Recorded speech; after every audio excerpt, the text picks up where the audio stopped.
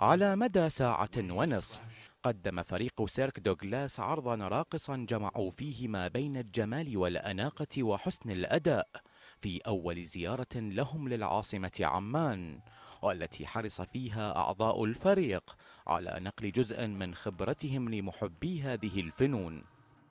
Rich in culture. It's something I've never experienced before as an American. This is my first experience here in the Middle East, so it's rich and it's one heck of an experience. One heck of an experience.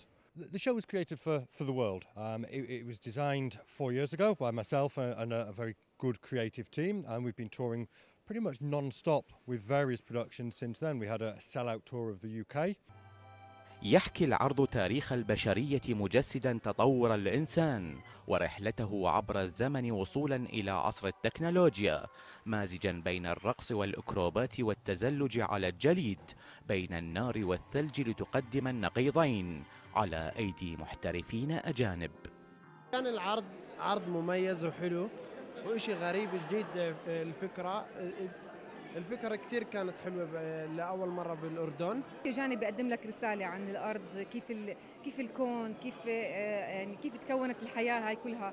فعلا فيه جانب جميل يعني، وفي خطورة كتير عم بيقدموها. الهدف من وراء هذا الحفل هو استقطاب سياحة ثقافية ورياضية وعائلية إلى الأردن، وإحنا تعودنا إنه دائما الفعاليات والمهرجانات بتصير بفصل الصيف، وهي أول مرة حبينا نجرب تجربة الشتاء.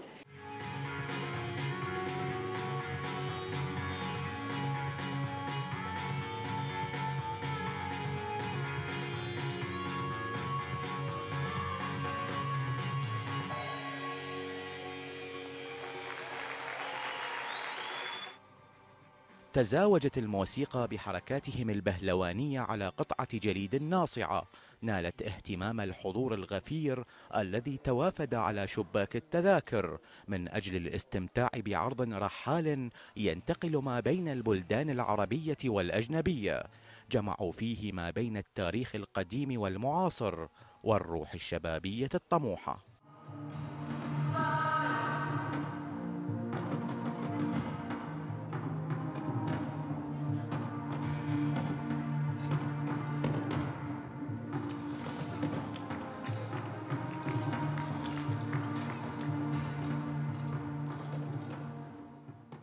ليست هذه المرة الأولى التي يقدم فيها فريق سيرك دوغلاس عرضا فنيا راقصا يجمعون فيه ما بين الأناقة والجمال وحسن الأداء، وليست هذه المرة الأولى التي يزورون فيها بلدا عربيا في الشرق الأوسط من أجل نقل جزءا من خبراتهم لهذه البلدان.